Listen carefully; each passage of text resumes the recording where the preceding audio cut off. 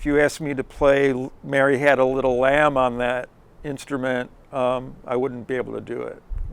It just doesn't conform to a traditional or a familiar tuning system. If you heard the sounds just, let's say, through a loudspeaker without, like, a recording of the sounds, without connection to the source of those sounds,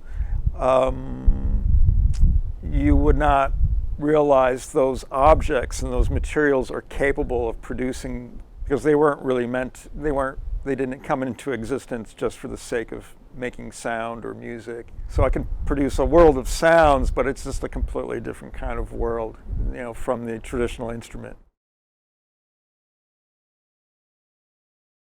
I started with these two eye bolts, the coil spring, and these were mounted. I just mounted these in this board. The board was just a piece of scrap wood lying around my studio, so it was nothing particular. I was more interested in just having a certain amount of tension on the coil spring. So I made an estimate of how far apart they should be, and just drilled 2 holes and mounted the coil springs with the hex nuts and everything into the board and put it on there. And then I attached a contact microphone and turned it on, and I got this awesome sound from it.